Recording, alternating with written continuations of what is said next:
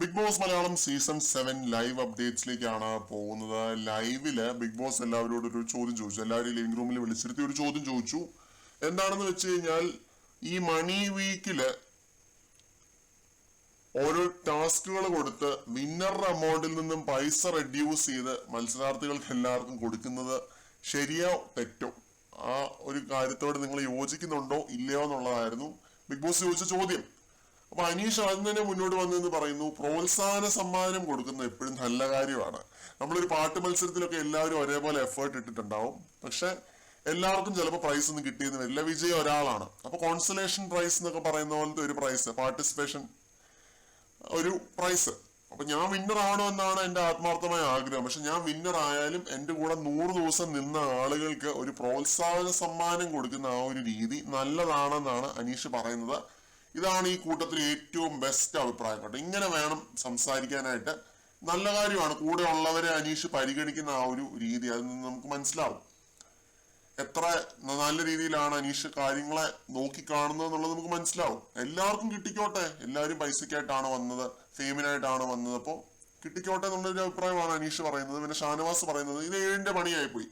50 ലക്ഷം ആണെന്ന് എനിക്ക് ആദ്യം അറിയത്തൊന്നും ഇല്ലായിരുന്നു, പക്ഷെ പ്രൈസ് മണി കിട്ടുമ്പം 45,52,520 എന്നൊക്കെ പറയുന്നത് ബോറാണെന്നുള്ള രീതി ഷാനവാസ് പറയുന്നുണ്ട്. പിന്നെ അക്ബർ പറയുന്നത്, എന്തിനാണ് ബിഗ് ബോസ് പിഷ്ക് കാണിക്കുന്നത്? നല്ല അടിപൊളി സ്പോൺസേഴ്സിനെ കിട്ടിയിട്ട് എന്തിനാണ് ഇങ്ങനെ പിഷ്ക് കാണിക്കുന്നത്? ഇങ്ങനെ പിഷ്ക് കാണിക്കരുതായിരുന്നു, വിന്നറുടെ മണി വീതിച്ച് കൊടുക്കണ്ടായിരുന്നു എന്നാണ് അക്ബർ പറയുന്നത്. വൻ ബോറ് പരിപാടിയായി പോയെന്നാണ് അക്ബർ പറയുന്നത്. പാടെ വിമർശിച്ചു കേട്ടോ. വളരെ രസകരമായിട്ടാണ് അതിലെ അക്ബറൊക്കെ സംസാരിച്ചത്. ഏകദേശം ഒരേ അഭിപ്രായം തന്നെയാണ് രണ്ടുപേരും പറഞ്ഞത്. നൂറ പറഞ്ഞത് വിന്നറുടെ അമൗണ്ടിൽ നിന്ന് ടാക്സ് ഓൾറെഡി കുറയുന്നുണ്ട്, ആ കൂട്ടത്തിൽ ഇതും കൂടി കുറച്ചത് ശരിയായില്ല എന്ന് പറയുന്നുണ്ട്. നെവിൻ പറയുന്നത് ടാക്സ് ബിഗ് ബോസ് കൊടുക്കുവാണെങ്കിൽ ഇത് ഫെയർ ആണ് എന്നാണ് കേട്ടോ. ഇതിപ്പോ 15 ലക്ഷം രൂപ ടാക്സും ആ കൂട്ടത്തിൽ 5 ലക്ഷം മൈനസും കൂടി ആവുമ്പോ എന്തുണ്ട് ബാക്കി എന്നാണ് ചോദിക്കുന്നത്. അടുത്ത ദിവസം 10 ലക്ഷം രൂപയുടെ ഒരു ടാസ്ക് വന്നാൽ പോലും നമ്മൾ ചെയ്യേണ്ടി വരും. ഒന്നും പറയാനില്ല എന്ന് നെവിൻ പറയുന്നുണ്ട്. അനുമോള് പറയുന്നത് ഇത് ശരിയായ നടപടിയാണെന്നാണ് കേട്ടോ. അനുമോള് പറയുന്നത് എന്താണെന്ന് വെച്ച് കഴിഞ്ഞാല്,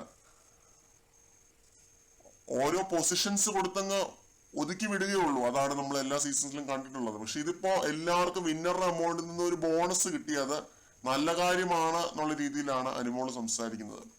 ഇതിനകത്ത് അക്ബർ, ആദിൽ ഇവരൊക്കെ ഒരേ സ്വരത്തിൽ പറയുന്ന ഒരു കാര്യം, കൺസെപ്റ്റ് നല്ലതായിരുന്നു. സാബുമാനും ഒക്കെ പറയുന്ന ഒരു കാര്യം, കൺസെപ്റ്റ് നല്ലതാണ്, ഈ ഒരു കോൺസെപ്റ്റ് നല്ലതാണ്. പക്ഷെ വേറെ എമൗണ്ട് ആയിട്ട് കൊടുക്കണമായിരുന്നു, വിന്നറുടെ അമൗണ്ടിൽ നിന്നും കുറയ്ക്കാൻ പാടില്ലായിരുന്നു എന്നാണ് പറയുന്നത്.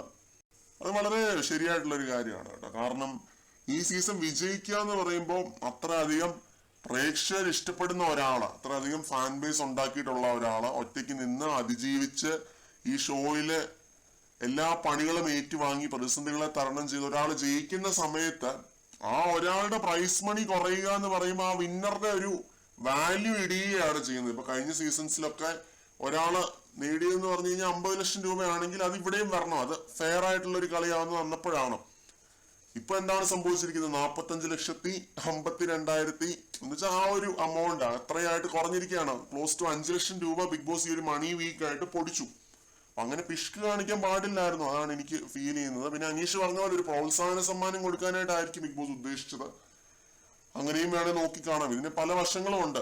പിന്നെ ആദിലെയും അക്ബറും ഒക്കെ ഇപ്പൊ ഇരുന്ന് പറയുന്നത് കേട്ടു, ഞങ്ങൾ വാഴകളായോണ്ടാണോ ബിഗ് ബോസ്, റേറ്റിംഗ് ഇടിഞ്ഞത് കൊണ്ടാണോ ബിഗ് ബോസ് അത് ചോദിക്കുന്നുണ്ട്, നഷ്ടം സംഭവിച്ചോ എന്നൊക്കെ ചോദിക്കുന്നുണ്ട്. അങ്ങനെയൊന്നും എന്തായാലും സംഭവിച്ചിട്ടില്ല എന്നുള്ളതാണ് പറയാനുള്ളത്. നിങ്ങൾ ധൈര്യമായിട്ട് ഇറങ്ങി പോന്നോളൂ മക്കളെ. പ്രേക്ഷകര് സ്വീകരിക്കാൻ പുറത്തുണ്ട്, എല്ലാവർക്കും നല്ല രീതിയിൽ തന്നെ ഫാൻ ബേസ് ഉണ്ട്. കൂടുതൽ അപ്ഡേറ്റ്സുമായിട്ട് വീണ്ടും കാണാം.